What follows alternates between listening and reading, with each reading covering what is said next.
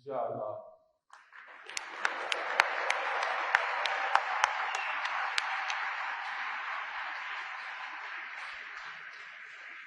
எல்லோருக்கும் என்னுடைய மிலாதுநபி வாழ்த்துக்கள்.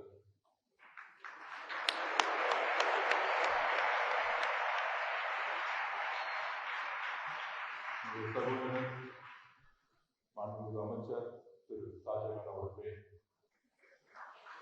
சகோதரர் மாண்புமிகு அமைச்சர் பர்வேஸ் அவர்களே, சகோதரர் நவாஸ் கனி மெம்பர் ஆஃப் பார்லிமெண்ட் அவர்களே, சகோதரர் பிஎம்எஸ் முஸ்தபா அவர்களே, ஐஎம்என் சென்ட்ரல் செக்ரட்டரி சகோதரர் அபுபக்கர் அவர்களே, ஏஎம் முகமது நிசார் வாசல் ஃபவுண்டர் அண்ட் சேர்மன்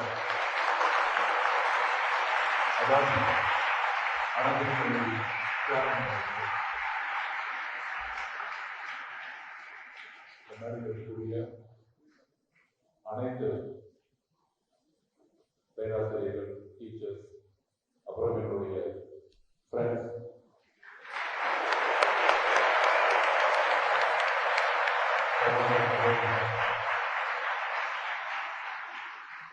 நண்பர்கள், நண்பிகள்,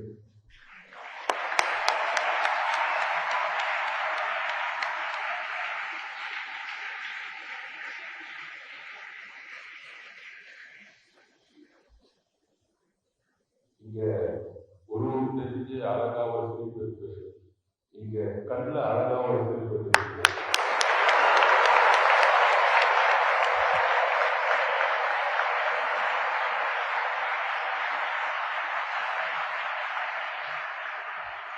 பொதுவா வாயில தெரிஞ்சா அதோட கருத்து திரிப்பு அழகு இருக்கு.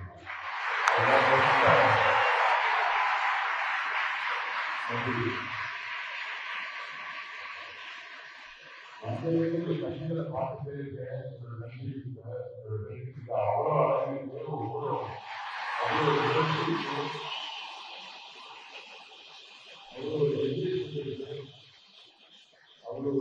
பார்க்கும்போது உங்களோட சேர்ந்து ஒரு புத்துணர்ச்சியா இருக்கு.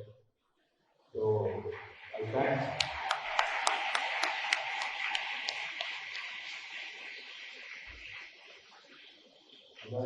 கல்லூரி கல்வியிலும் மட்டுமில்லை, சமூக சேவையிலும் சிறந்து விளங்கக்கூடிய ஒரு இன்ஸ்டிடியூஷன். நாளைக்கு ஒரு முக்கியமான நாள், இறைத்தூதர் நபிகள் நாயகத்துடைய பிறந்த நாள்.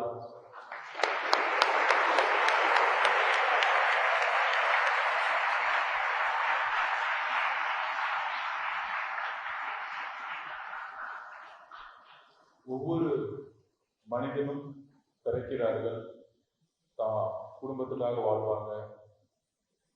சில பேர் ஒரு ஊருக்காக வாழ்வாங்க. ஆனால் சில பேர் மட்டும்தான் மக்களுக்காக வாழ்பவர்கள். அப்படி இறைத்தூதராக பிறந்து ஒரு மனிதராக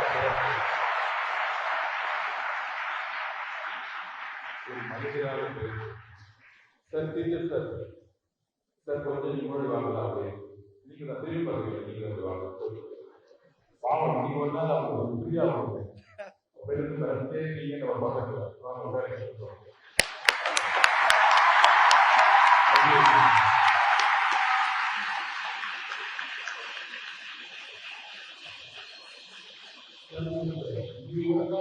நம்ம கொஞ்சம் தெரியாது, சந்தோஷமா இருக்கும்.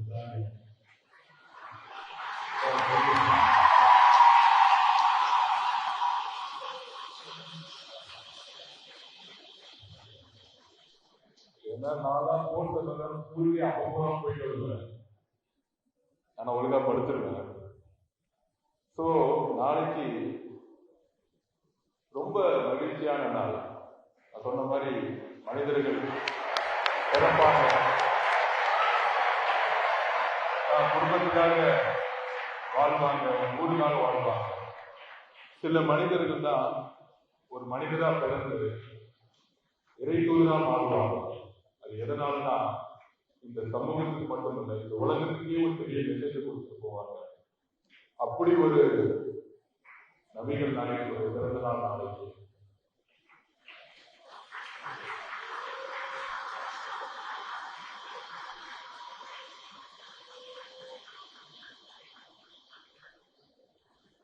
மதங்கள், பல்வேறு மதங்கள் உலகத்தில் இருக்கலாம்.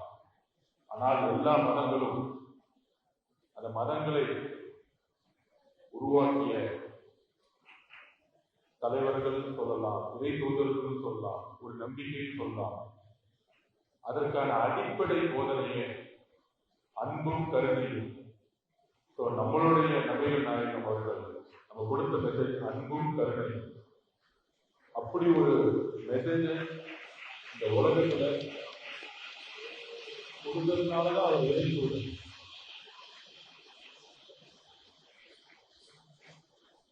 இறையென்று வைக்கப்படும் அந்த திருக்குறள் சொல்லியிருக்காரு, திருவள்ளுவர் சொல்லியிருக்காரு. இறையென்று வைக்கப்படும்னா யார் தனக்காக வாழாமல் மனிதருடைய ஒரு கருணையும் அன்பும் நம்பிக்கையும் கொடுக்கக்கூடிய யார் வராங்களோ அந்த இறையென்று கொடுத்துருக்காங்க ஒரு தலைவனுக்கே. அப்படின்னா நம்மளுடைய நபிகள் நாயகத்துடைய வார்த்தைகள் எனக்கு பல்வேறு இஸ்லாமிய சகோதரர்கள் நண்பர்களாக இருக்கிறாங்க. இந்த மார்க்கத்தை பற்றி நிறைய எனக்கு டீச்சிங் கொடுத்துருக்காங்க. அதுல முக்கியமானது யாருன்னா, இப்ப நம்மளுடைய மெட்ராஸ் ஹைகோர்ட்ல ரிட்டையர்ட் ஜட்ஜா அக்பர் அலி சார். அக்பர் அலி சார் தான் வந்து நம்மளுடைய மார்க்கத்தை பற்றி அதிகமா எனக்கு புரிய வச்சாரு. அப்ப ஒரு நாளைக்கு ஒரு நல்ல நாள்ல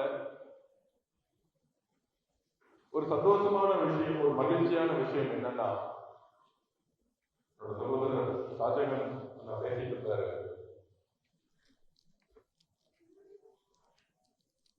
ஐயா காயிதே மில்லத் அவர்களுடைய கனவு 60 வருஷம் கழிச்சு நிறைவேறி,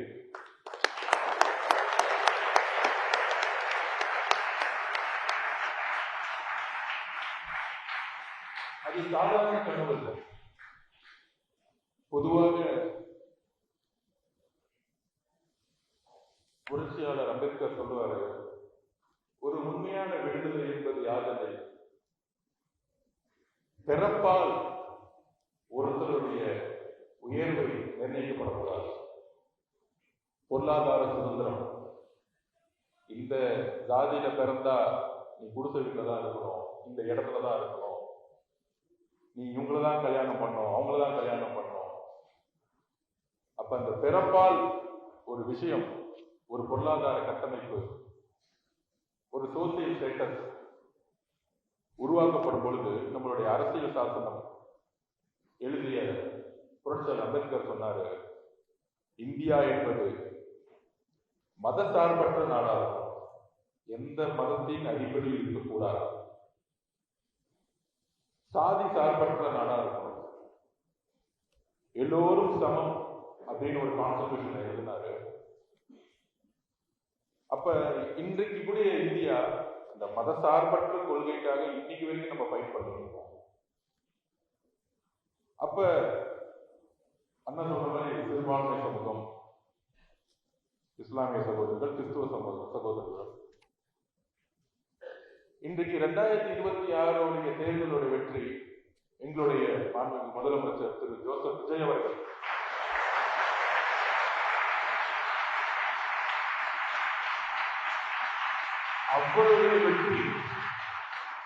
அவருடைய வெற்றி யாரால் உருவாக்கப்பட்டதுன்னா, நான் திருப்பி பதிவு பண்ணேன், பெண்களாலும் இளைஞர்களாலும் உருவாக்கப்பட்டதுதான் இந்த வெற்றி.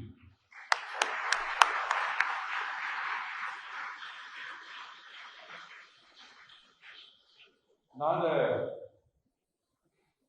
பிரச்சாரம் பண்ணிட்டு அப்படியே வெள்ளூர் வழியா வந்து ராணிப்பேட்டை வழியா அப்படி வரும் பொழுது இஸ்லாமிய சகோதரிகள் அப்படியே ரோட்ல நின்று அவ்வளவு குரல் கொடுத்தாங்க.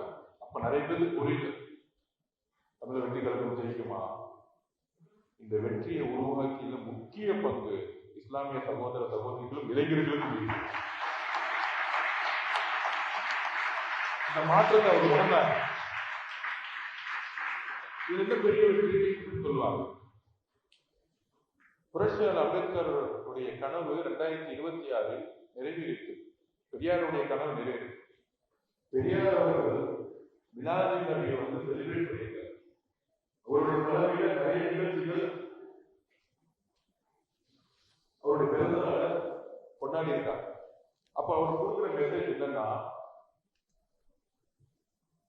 இந்தியா மதசார்பற்ற நாடு உருவாக்கணும், தமிழகம் எப்பொழுதும் மதசார்பற்ற நாடு கொள்கையாவே இருக்கணும். ஒண்ணு. அது இந்த 2026 தேர்தல் வெற்றி என்னன்னா, எப்பயுமே எங்களுடைய தலைவர் பிரச்சாரம் பண்ணும்போதுதான் விஜய் விஜய் விஜய் தான் இருந்தது. ஆனா வேட்பாளர் அனௌன்ஸ் பண்ணும்போது அவர் தான் அனௌன்ஸ் பண்ணார். அப்ப தைரியமா அவர் சொன்னாரு, பெரம்பூர் தொகுதியுடைய வேட்பாளர் அப்படின்னு சொல்லும் பொழுது சி. ஜோசப் விஜய் சொன்னார். அந்த மெசேஜ் எதுக்கு தெரியுமா? மதசார்பற்ற கொள்கை இன்னைக்கு இந்தியாவுக்கே ஒரு சேலஞ்சா இருக்க இடத்துல, ஆம் நான் பிறப்பால் ஒரு கிறிஸ்துவன், ஆனால் வளர்ப்பால் அனைத்து மக்களாலும் நான் அங்கீகரிக்கப்பட்டவன். என்னோட சிந்தனை எல்லா மதங்களுக்கும், என்னுடைய சிந்தனை எல்லா மொழிக்கும், என்னுடைய சிந்தனை எல்லா சாதிக்கும். நான் சமத்துவமான, ஆனால் நான் பிறந்த ஒரு ஐடியை நான் மறைக்கணும். இந்த இடத்துலதான் தேர்தல் அரசுடைய வெற்றி என்னன்னா, இதுவரைக்கும் நம்மளுடைய வரலாற்றில் ஒரு சிறுபான்மை சமூகத்திலிருந்து முதலமைச்சரோ இல்ல அரசியல நிர்ணயிக்கக்கூடிய ஒரு இடத்துல யாரும் இருந்தது. இந்த 26க்கான மாற்றம், உண்மையான மாற்றம், தமிழக மக்கள் ஏற்படுத்திய மாற்றம். ஒரு முதலமைச்சர் எந்த மொழியும் பார்க்கல, எந்த சாதியும் பார்க்கல, எந்த மதமும் பார்க்கல. இதுதான் தமிழ்நாடு அப்படிங்கிற வரலாற்றை இந்தியாவுக்கே தமிழ்நாட்டில இருந்து நம்மளுடைய தமிழக மக்கள், குறிப்பாக நம்மளுடைய பெண்கள் ஒரு மிகப்பெரிய தேர்தல் அரசியல் வரலாற்றை உருவாக்கி இருக்காங்க. அதுக்காக உங்களுக்கு நான் நன்றி சொல்றேன். ஏன்னா அரசியல் எப்போதும் மதமும் மொழியும் பெரும்பான்மை சிறுபான்மை இருக்கக்கூடாது. அரசியல் என்பது அம்பேத்கர் சொன்ன மாதிரி எல்லோரும் சமம் என்ற நிலைப்பாடு இருக்கக்கூடிய அமைச்சர்களும் முதலமைச்சர்களும் எம்எல்ஏக்களும் உருவாக்க வேண்டும். அதுதான் தமிழக வெற்றி கழகத்துடைய நிலைப்பாடு. அப்படி ஏன் அண்ணல் காகிதம் அவர்களுடைய கனவை நிறைவேற்றி சொன்னா, பொதுவாக இஸ்லாமிய சகோதரர்கள், கிறிஸ்துவ சகோதரர்கள் பாதுகாப்பு கொடுப்போம் அப்படின்னு தேர்தல் அரசியல் இருக்கக்கூடிய கட்சிகள், அந்த கட்சி தலைவர்கள் ஒரு 60 வருஷமா சொல்லிட்டே இருப்பாங்க. குறிப்பாக டெல்லி ஆளக்கூடிய கட்சிகள், பிஜேபியோ எந்த கட்சியா இருந்தாலும் பார்க்கும் பொழுது அவங்களுக்கு பாதுகாப்பு நாங்கள் தமிழ்நாட்டுன்னு சொல்லி பாதுகாப்புன்னு சொல்லுவாங்க. அதுல எனக்கு ஒரு இன்னொரு கேள்வி இருந்துட்டே இருக்கும். பாதுகாப்பு கொடுக்கிறது மட்டும்தான் அரசியலா? அதிகாரம் கொடுக்கிறது அரசியல். பொருளாதாரம், சுதந்திரம் அவங்களே உருவாக்கணும், அதுவும் அரசியல். நான் கொடுக்கிறேன், நீ வாங்கிக்கோ. அதுவே ஒரு பண்ணையார் மனப்பாடம், அதுவே ஒரு சிந்தனை. நான் அப்பர் ரேங்க், நீ லோவர் ரேங்க். அது தவறு. இந்த சமூகத்தில் பிறந்த ஒரு இஸ்லாமிய சகோதர சகோதரிகள் சில பேரால் ஒரு விஷயத்த இவங்க இந்த மாதிரி செய்வாங்க, அந்த மாதிரி செய்வாங்க, ஒரு பிரச்சாரத்தை உருவாக்கும் பொழுது, ஒரு தவறான கட்டணத்தை உருவாக்கும் பொழுது 100க்கு 100% ஒரு ஒவ்வொரு இஸ்லாமிய சகோதரனும் சகோதரிகளும் நான் இந்தியன் என்கிற ஒரு நினைப்பு இருக்கு. அது தமிழ்நாட்டில் பிறந்தவங்களுடைய ஒவ்வொருத்தரும் நினைக்கும் போது, நான் நான் காலேஜ் படிக்கும் போது ஒரு ஆர்குமெண்ட் வந்துச்சு எனக்கும் ஒருத்தருக்கும். அவர் ஒரு வளர்ச்சி சிந்தனை. அப்ப 2015 2016 காலகட்டத்தில், அப்ப தேர்தல் 2014 அப்புறம் மாறுது. இந்தியா முழுவதும் ஒரு பிம்பத்தை உருவாக்குறாங்க இஸ்லாமிய சகோதரர்கள். அப்ப நான் ஒரே ஒரு கேள்வி கேட்டேன் அவர்கிட்ட. திரு ஏபிஜே அப்துல் கலாம் ஒருத்தர் இருக்காரு, அவர் பிறப்பால் ஒரு இஸ்லாமியர். அவர் தந்தை ஒவ்வொரு நாள் நோம்பிருக்க போயிருவார். அங்கிருந்து பிறந்து தமிழ் வழி கல்வி படித்து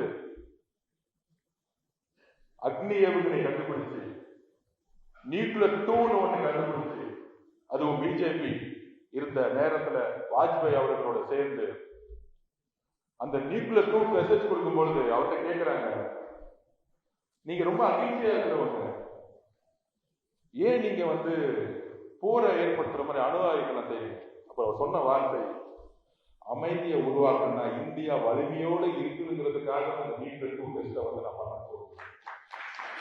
இந்தியாவுடைய வலிமை நியூக்ளியர் ட்ரூவோடைய அணு ஆயுத சோதனை ஒரு இஸ்லாமியரால் உருவாக்கப்பட்டது. இதுதான் மெசேஜ். அப்ப காலம் முழுவதும் திரு ஏபிஜே அப்துல் கலாம் அவர்கள் தன்னை இஸ்லாமியர் என்பதை ஒரு இந்தியனாக நினைத்தார். இந்த மக்களை நேசித்தார். ஒவ்வொரு நேசித்தார். ஒவ்வொரு இலக்கியம் ஒவ்வொரு சூழலும் போய் எப்படி வாழ வேண்டும் என்று செஞ்சார். அவருடைய அக்னி சிறகுகள் படிச்சு வளர்ந்த மாணவன். அப்ப என்ன மாதிரி அடுத்த கட்டத்துக்கு போகணும்? அண்ணல் காயிதே அவர்களுடைய செய்தி, மிலாது நபியுடைய செய்தி, அண்ணல் இறை தூதர் நபிகள் நாயகத்துடைய மெசேஜை நம்ம எடுத்துக்கணும்னா, இஸ்லாமிய சகோதரர்களே நம்ம நல்லா படிப்போம், நல்ல ஸ்போர்ட்ஸுக்கு போவோம். இங்க இருக்கக்கூடிய சேர்மன்லாம் இந்த மாதிரி காலேஜ் எல்லாம் எது கொடுத்துருக்காங்கன்னா, ஒரு இஸ்லாமிய சகோதரர்கள் பொருளாதாரத்தில் மிகப்பெரிய வலிமையான இடத்துக்கு வரும். ஒவ்வொருத்தரும் வரணும். இந்த சமூகத்தில் பிறந்தால் அவங்க வலிமையில தான் கிடையாது. அப்துல் கலாமே நமக்கு ஒரு மெசேஜ் கொடுத்துருக்காரு. அதெல்லாம் உடைக்கணும்னா பிறப்பால் நீ இந்த வேலை தான் செய்யணும், நீ இப்படிதான் இருக்கணும் சொல்லக்கூடிய அரசாங்கம் இருக்கலாம்.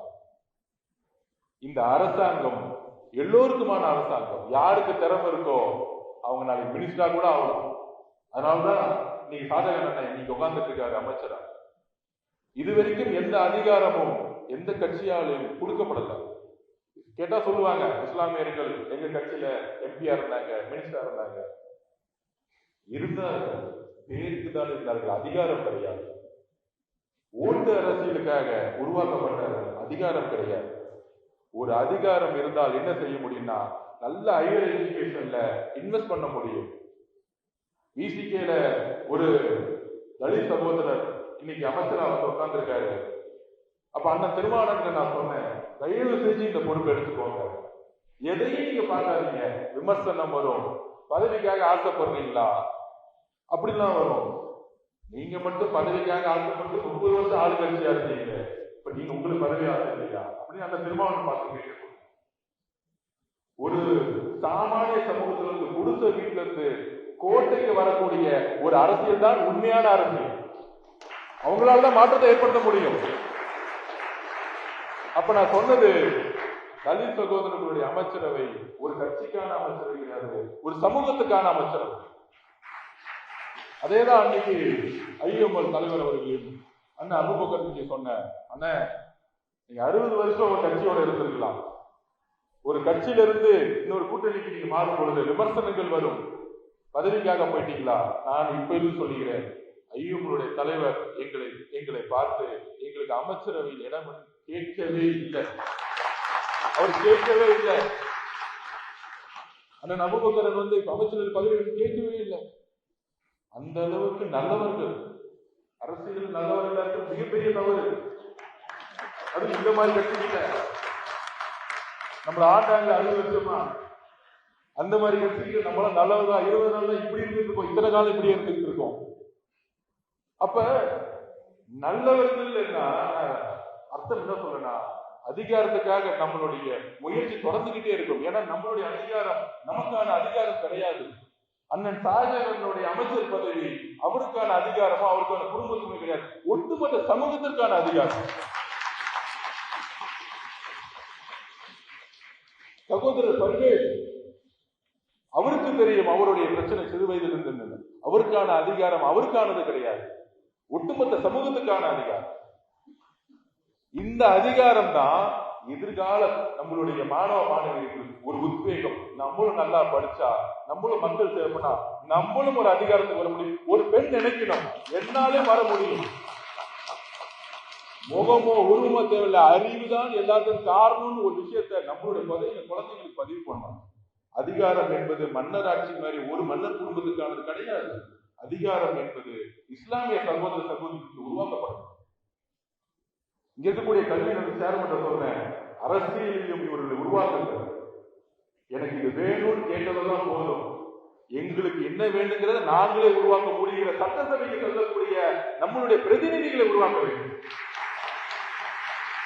பாராளுமன்றத்தில் நம்மளால சட்டம் இயற்ற முடியல, ஒரு பிரச்சனைனா போராடுற ரோட்ல, ஆனா அதிகாரம் மெம்பர் ஆஃப் பார்லிமெண்ட் இருக்கு. மெம்பர் ஆஃப் பார்லிமெண்ட் ஒருத்தர் இருக்க கூடாது, 10 பேர் இருக்கணும். மெம்பர் ஆஃப் பார்லிமெண்ட் இஸ்லாமிய இந்து சமூகத்துல வரணும், உருவாக்கப்படணும், அந்த திறமையோட உருவாக்கப்படணும். அப்ப நம்மளுடைய மெசேஜ், அதிகாரம் என்பது நமக்கான பொருளாதார சுதந்திரத்தை உருவாக்கும். திருப்பி நான் பதிவு பண்றேன். நான் ஒரு ஏழையா இருந்தேன், எங்க அம்மா 5 வயசு செத்துட்டாங்க, அப்பா இல்ல, ஸ்போர்ட்ஸ் கையில கொடுத்துச்சு. 15 வயசுல பொலிட்டிக்கல் சயின்ஸ் படிக்கும் பொழுது எங்க அம்மாவுக்கான இறப்புக்கான காரணம், எங்க அம்மா ஒரு விவசாயி. அப்ப எங்க அம்மா தற்கொலை பண்ணிட்டு இறக்குறாங்க, என் கண்ணு முன்னாடி எங்க அம்மா இறக்குறாங்க. அப்ப ஏன் இறக்குறாங்கன்னு ஒரு கேள்வி 6 வயசுல உருவாகுது. அதுக்காக பொலிட்டிக்கல் சயின்ஸ் படிச்சேன். ஒரு நாள் என் கையில பேனா கிடைக்கும் பொழுது நான் உண்மையா சைன் போகணும்னு நினைச்சு ஒவ்வொரு நாளும் சைன் போட்டுட்டு இருக்கேன். எந்த ஊழல் இருக்கக்கூடாது, மாற்றத்தை உருவாக்கணும். அதனால ஒரு விவசாய பிரச்சனை, விவசாயிகளுக்காக நான் போராடிக்கிறேன். ஏன்னா எங்க அம்மா ஒரு விவசாயி, ஒரு விவசாயியா இருந்து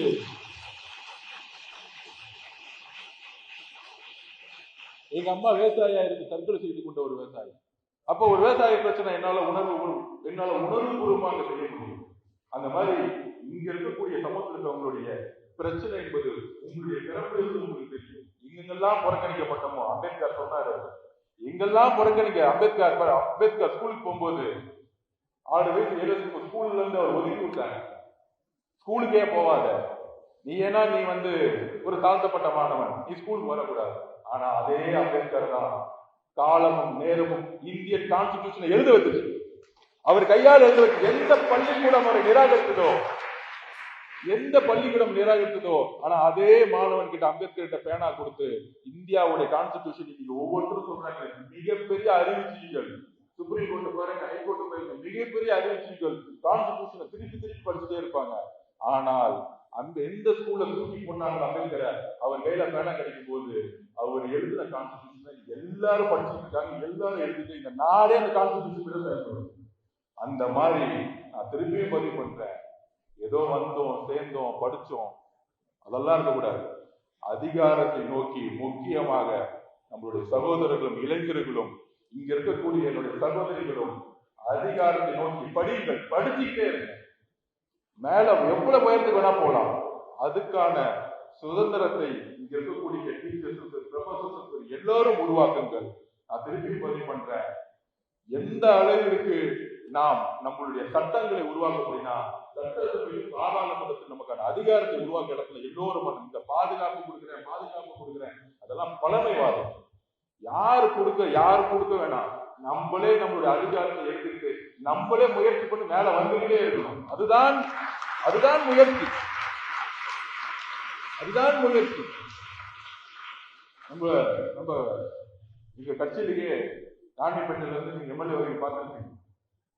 நம்ம அக்கா காய்கறி அக்கா, அவங்கள படிச்சு பாருங்க, எங்களோட தான் வருவாங்க. ஒரு நேரத்துல சீட்டு அவங்களுக்கு கிடைக்குமா கிடைக்காதா அப்படிங்கும் போது தலைவர் கரெக்டா காய்கறி அக்கா நிக்க வைக்கிறாங்க. தைரியமா, கையில காசு கிடையாது, ஒண்ணும் கிடையாது.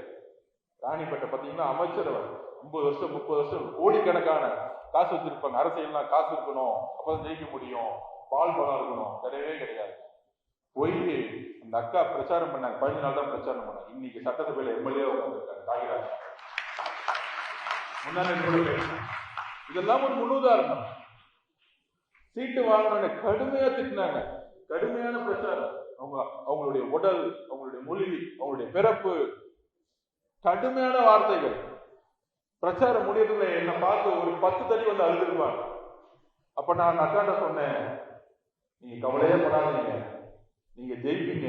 உங்களை எந்த அமைச்சர் நிக்கட்டும், அமைச்சர் குடும்பம் நிக்கட்டும், யார் வேணா நிக்கட்டும், நம்ம பக்கம் அண்ணன் ஜோசப் விஜயன் நிக்கிறாரு, நீங்க கவலைப்படாதீங்க. அப்ப அவங்க பயந்தாங்க, இல்ல இஸ்லாமிய சகோதர சகோதரிகள் திமுக தான் ஓட்டு போறேன்னு சொல்றாங்க எனக்கு பயமா. நான் சொன்னேன், நீங்க சிரிச்சுக்கிட்டு உங்க பக்கம் உண்மை இருக்கிறது இல்லைங்க, உங்க முகம் உங்களுடைய பேர் கூட தெரிய வேணாம், நீங்க போய் மக்களை போய் ரோடா பாருங்க, ஒரு நாளைக்கு 6 மணி நேரம் 10 மணி நேரம் நடங்க, நீங்க ஜெயிப்பீங்கன்னு சொன்னேன். ஏன்னா நான் அங்க அப்ப சர்வே எடுக்கும் போது 40% காமிச்சு ராணிப்பேட்டையில், அன்னைக்கு யாருக்கு அது தெரியாது, ஜெயிப்பாங்க. ஆனால் தைரியமாக வெளியே வந்து, வீட்டை விட்டு வெளியே வந்து பெரிய பெரிய அமைச்சர்களா இருந்தவங்களை எதிர்த்து நின்று இன்னைக்கு தாயகராக்கள் ஜெயிச்சு சட்டசபையில உட்கார்ந்து நின்று பேசுறாங்க பாத்தீங்களா, அது அவங்களுக்கான பிரதிநிதித்துவம் கிடையாது. ஒரு இஸ்லாமிய பெண்ணாக கீழிருந்து வந்து என்னாலே ஜெயிச்சு சட்டசபைக்குள்ள வர முடியும், அது கையில ₹1 காசு கிடையாது, ₹1,00,000 காசு கிடையாது. இந்த உணர்வும் இந்த நம்பிக்கையும் தான் உங்ககிட்ட நான் எதிர்பார்க்கிறேன் வரணும். ஏன் உங்களை பார்த்து நான் பேசுறேன்னா, எங்க அம்மா ஒரு நம்பிக்கை இருந்துச்சுன்னா உயிரோடு இருந்திருப்பாங்க. எங்க அம்மாவை நான் டெய்லி நினைச்சு எப்பயாச்சும் அழுதுட்டு இருப்பேன்.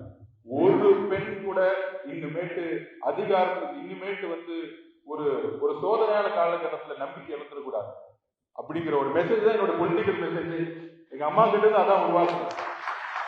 ஆனா அதே இடத்துல எங்க அம்மாவோட அக்கா ஒருத்தங்க இருந்தாங்க, அவங்க தைரியமா பேசுவாங்க. எங்க பாட்டி கிட்ட சண்டை போடாங்க, நான் படிச்சுதான் சொல்லுவாங்க. அவங்க யார் தெரியுங்களா? திலகவதி ஐபிஎஸ், தமிழ்நாட்டுடைய ஃபர்ஸ்ட் ஐபிஎஸ். அப்ப என்னை பார்த்து வளர்ந்தது திலகவதி ஐபிஎஸ் ஒரு பிம்பம். இன்னொன்னு எங்க அம்மாவோட social pressure, agriculture, family issue, இறந்துட்டாங்க. ஆனா எங்களுடைய பெரியம்மா போராடினாங்க, ஏற்று நின்னாங்க. அந்த காலத்திலேயே போலீஸ்ல ஃபர்ஸ்ட் ஐபிஎஸ் ஆகுது சாதாரண விஷயம் இல்ல. தமிழ்நாட்டுல ஃபர்ஸ்ட் ஐபிஎஸ் ஆகும் போது நான் புரிஞ்சுக்கிறது ஒண்ணுதான், நமக்கெல்லாம் ஒரு ஸ்ட்ரென்த் எங்க இருக்குன்னா நம்ம அம்மா கிட்ட இருந்தே எடுத்துக்கலாம். அதனால தைரியமாக உங்களை அப்துல் கலாம் சொன்ன மாதிரி உங்களை கனவை நோக்கி நம்ம போவோம். நம்மளால் எதையும் செய்ய முடியும். அதுக்கு இங்க இருக்கக்கூடிய 4 அமைச்சர்களா பார்க்காதீங்க, உங்களுடைய நண்பர் நம்பிக்கையா பாருங்க, உங்களுடைய அண்ணனா பாருங்க, உங்க குடும்பத்துல ஒரு ஆளா பாருங்க. எல்லா விதமான உதவிங்கிற வார்த்தை, எல்லா விதமான சப்போர்ட் எல்லாமே உங்களுக்கு கொடுத்து நாங்க இருக்கோம்.